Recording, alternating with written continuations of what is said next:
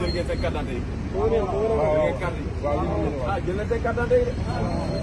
vote jotee nag da ngeen dem vote. vote jotee da ngeen di sacrifier seen bopp. benn fan boo leen toog doo leen jaay baax na. teg leen seen orange yi teg leen seen mango yi teg leen seen xaal yi teg lépp ngeen dem vote. pour ëllëg seen Sénégal moo tax. di ngeen di marchand ambulant yi suba bu ne la ubbil ay magasin.